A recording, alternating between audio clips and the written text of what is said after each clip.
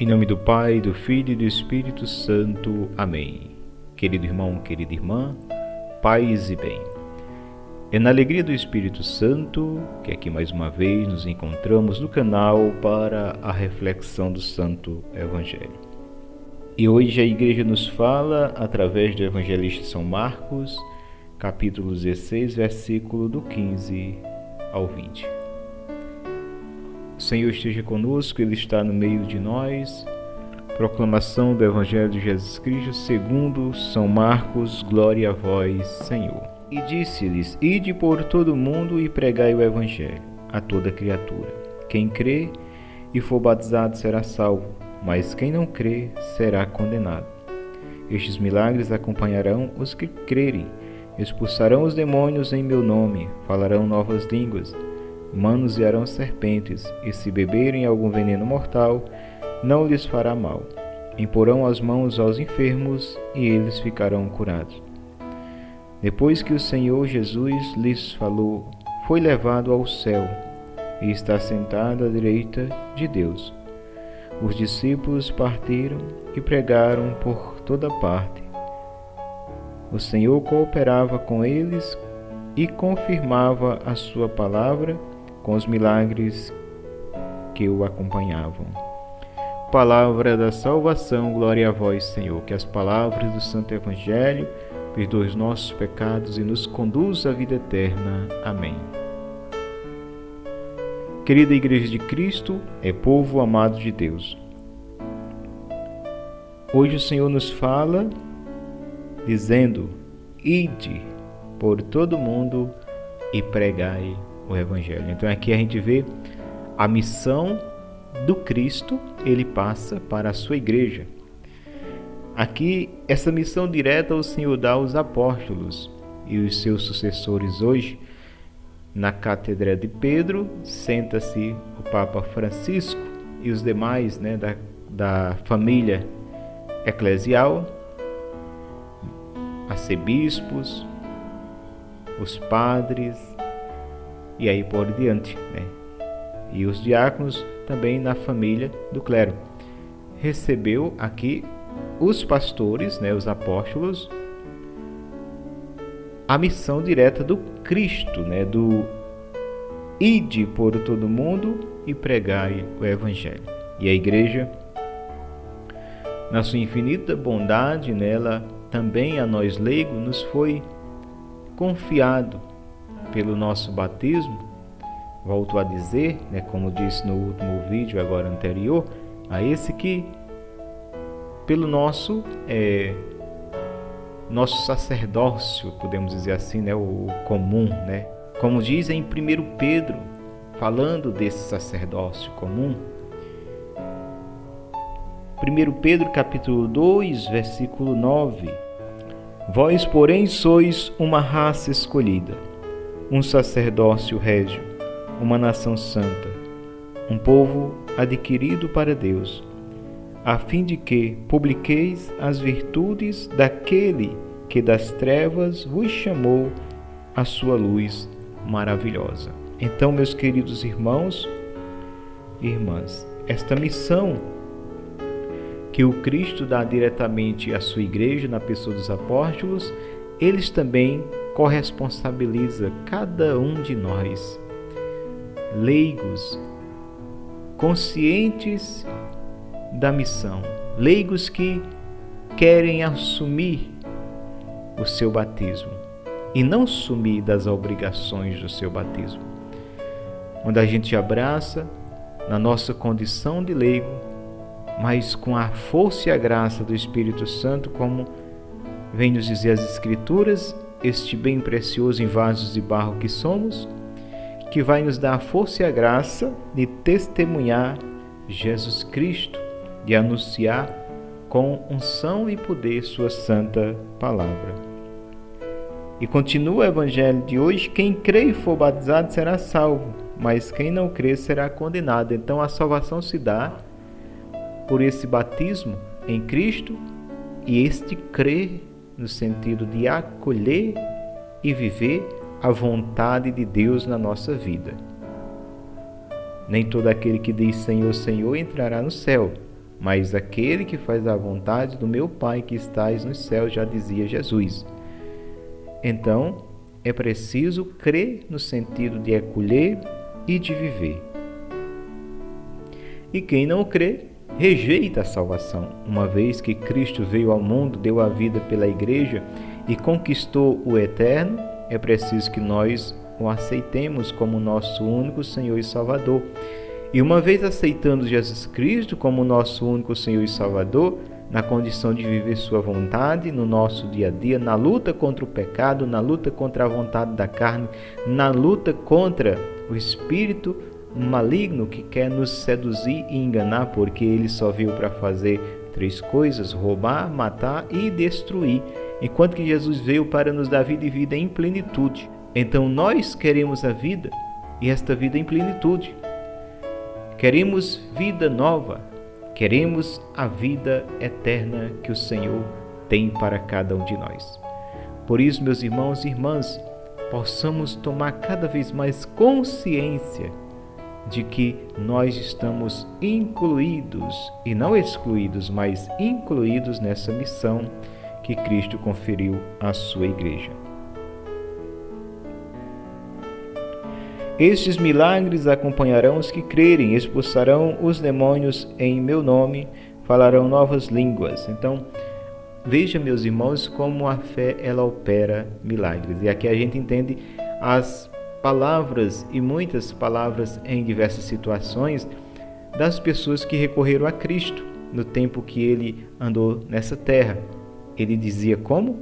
Seja feito conforme a tua fé. Então aqui o Senhor diz: estes milagres acompanharão os que crerem, e expulsarão os demônios em meu nome, falarão novas línguas, manusearão serpentes, e se beberem algum veneno mortal, não lhes fará mal, imporão as mãos aos enfermos, e eles ficarão curados. Aqui o Senhor fala de prodígios, de um poder que se manifesta pelo transbordar da unção poderosa do Espírito Santo.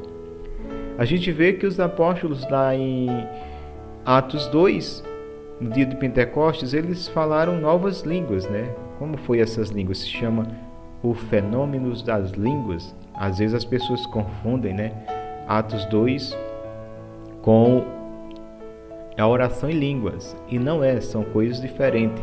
Em Atos 2 aconteceu o fenômeno das línguas. Como?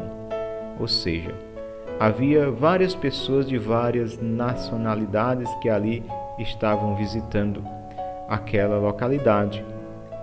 E quando os apóstolos estão reunidos em oração no cenáculo, eles que sopram um vento impetuoso, há um tremor na terra, e vem do céu línguas de fogo, uma língua de fogo que se reparte em pequenas tochas que repousa sobre cada um deles. E ali eles são batizados no Espírito Santo.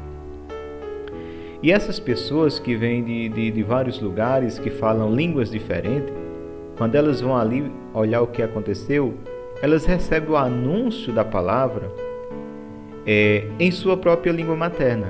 Ou seja, os apóstolos, alguns deles eram até analfabetos. E eles começaram a publicar as maravilhas de Deus na língua materna de cada uma daquelas pessoas que ali estavam. E o mais interessante, o fenômeno aí que a gente pode destacar como assim um potento de Deus, que nos chama a atenção, é que cada pessoa ouviu os apóstolos anunciar as maravilhas de Deus em sua própria língua materna. Ou seja, várias pessoas de várias línguas, os apóstolos anunciavam ali na língua deles e eles recebiam a palavra em sua própria língua materna. Então veja que prodígio, veja que poder de Deus. Falarão novas línguas, manusearão serpentes, se beberem algum veneno mortal não lhes fará mal. E isso aconteceu na vida dos apóstolos, na caminhada. A gente vê que Paulo foi mordido por uma serpente e não morreu.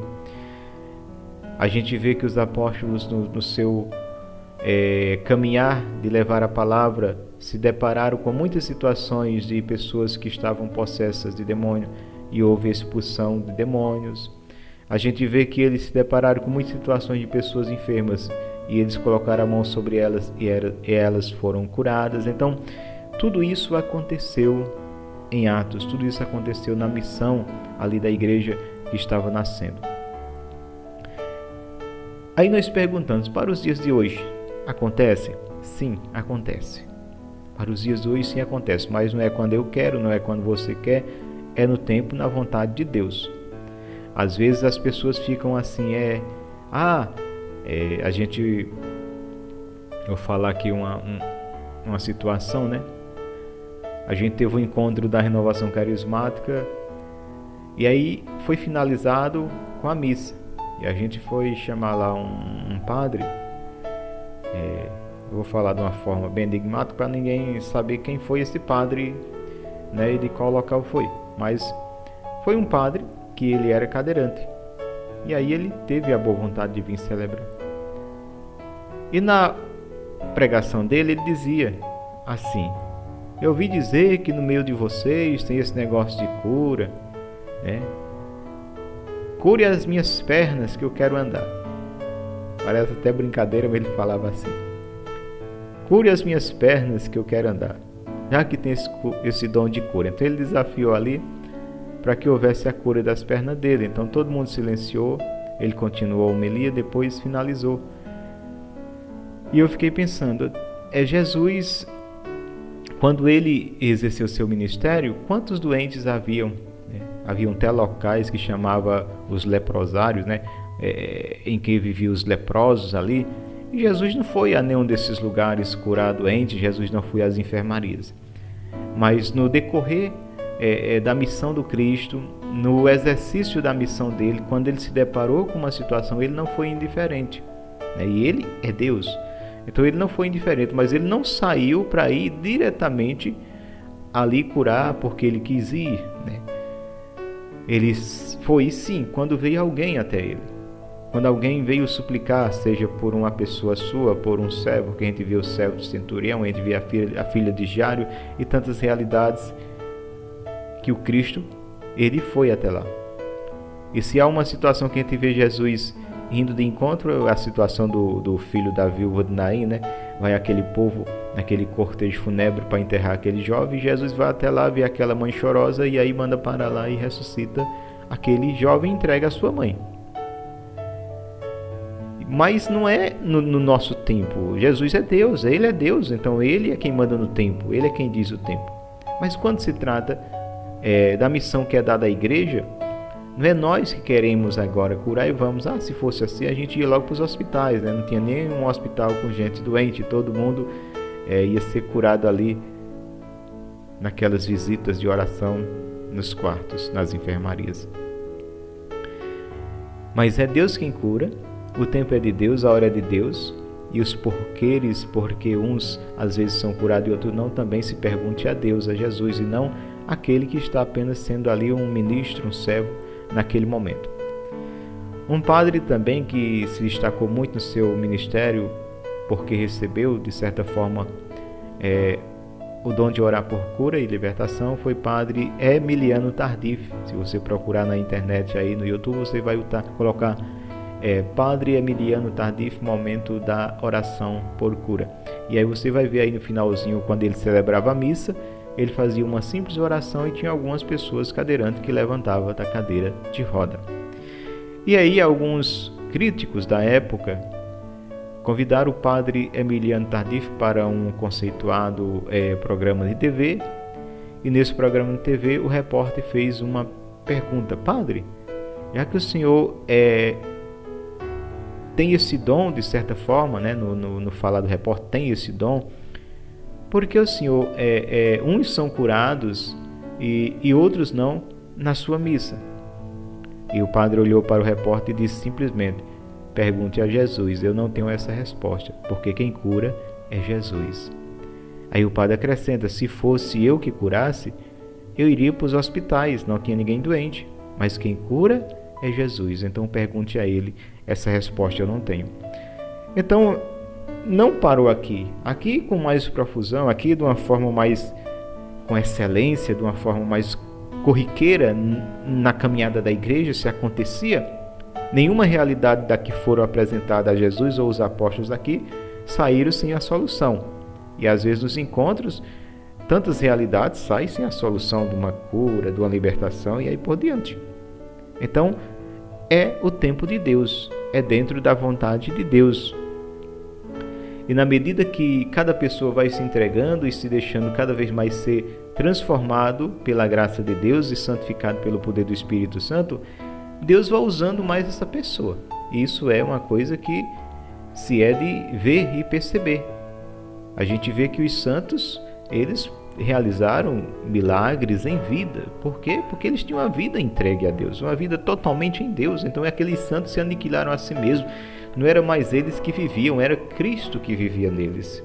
Então Deus os honrava, o ministério deles eram fluentes, e quando eles colocavam as mãos sobre o doente, em muitos acontecia ali o milagre da cura. Então tudo é dentro da vontade de Deus, da autenticidade daquele trabalho, do ministério e da entrega de cada servo e serva. Mas o que eu quero fechar esse raciocínio é que não parou aqui essas curas, esses milagres e prodígios, não parou aqui no ato dos apóstolos, mas continua, acontece ainda hoje no nosso meio. Há muita mentira? Sim. Há muito engano? Sim. É um meio em que muitos têm enganado o povo? Sim. Mas mesmo por essas mentiras, mesmo por esses enganos, mesmo por aqueles que usam de má fé, com outros interesses, nós não podemos desacreditar essa ordem de Jesus.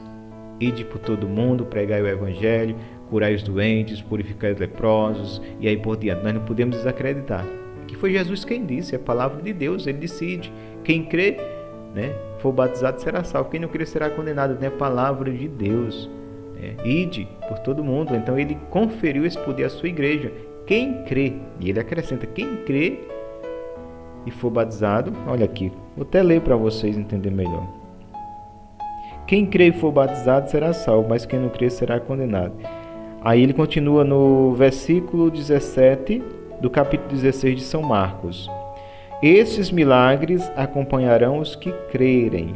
Então ele diz que esses milagres vão acompanhar quem crê. Então muitas vezes, talvez seja a nossa fé. A pouca fé que nós temos, que ele disse, se tiveres fé do tamanho do grão de mostarda, nada vos será impossível. Então, a nossa fé ela é pequena, e essa pequenina, fé que podemos dizer menos do que um grão de mostarda, porque ele disse, se a nossa fé fosse do tamanho de grão de mostarda, a gente faria proezas, prodígios, poderia até dizer aquela amoreira, arranca-te daí, vai te plantar no mar, e ela se arrancaria sozinha e iria obedecendo a voz daquele que a determina assim. Então, a nossa fé é menos do que um grão de mostarda. Então, eis o motivo porque não é tão frequente. A fé aciona a graça. E tudo condicionado a uma vontade superior, uma vontade divina, que é a vontade de Deus. Aí nós perguntamos, é da vontade de Deus que a doença predomine no mundo? É da vontade de Deus que aconteça, que haja tanta coisa ruim no mundo? Deus quer isso? Não é da vontade de Deus. Então, tudo está condicionado à vontade de Deus, então é da vontade de Deus que a cura aconteça.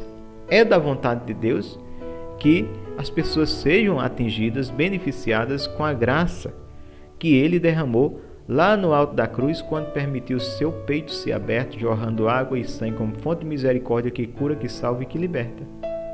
Como diz o profeta Isaías, Ele carregou sobre si as nossas dores e enfermidades.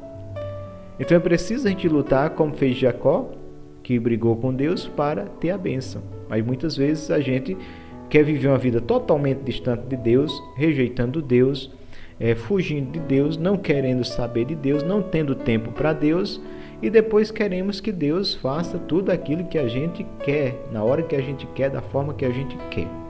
E não é bem assim. A gente tem que entender uma coisa: nós precisamos de Deus. Nós é quem precisamos de Deus. e não Deus que precisa de nós. Ele quis, de certa forma, contar conosco. Quis foi uma decisão livre, por amor, porque Ele é Deus misericordioso, mas não é que Ele precise. Agora nós precisamos, e precisamos, iremos precisar. Todo santo dia precisamos. Se nós hoje respiramos e estamos com esse fôlego da vida, é bondade de Deus, é misericórdia de Deus. Então nós precisamos de Deus. Ó ser humano, deixa de tanto orgulho, deixa de tanta prepotência. Tu precisa de Deus, entenda isso. Eu preciso de Deus e nós devemos buscar Ele, correr atrás, buscar a sua graça, buscar a sua misericórdia. E Ele deixou a igreja justamente por isso, porque nós precisamos dele. É um meio por excelência de estarmos em diálogo, em comunhão com Deus, é a sua igreja que Ele deixou na terra. Então que cada um de nós possamos tomar consciência disso. Eu preciso de Deus. Eu preciso de Deus, você precisa de Deus, e sem Deus nada somos, nada podemos. Não iremos chegar a lugar nenhum. Precisamos de Deus. E a palavra continua no versículo 19. Depois que o Senhor Jesus lhes falou, foi levado ao céu e está sentado à direita de Deus Pai. Então, depois que Jesus deu essa instrução à sua igreja, ele foi levado ao céu e está à direita de Deus Pai. Como nós rezamos o credo, está à direita de Deus Pai Todo-Poderoso, onde há de um dia vir julgar os vivos e os mortos. Versículo 20. Os discípulos partiram e pregaram por toda parte.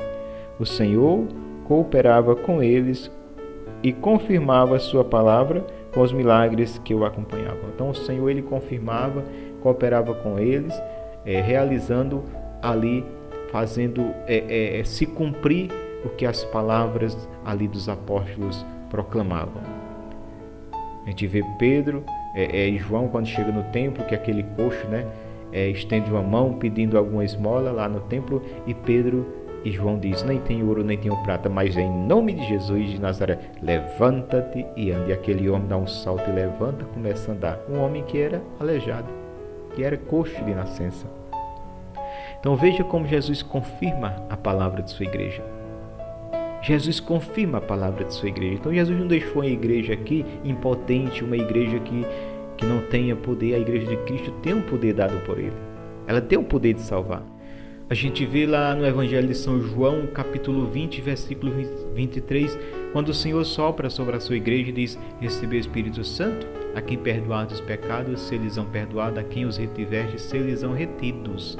Então o Senhor deu esse poder à sua igreja.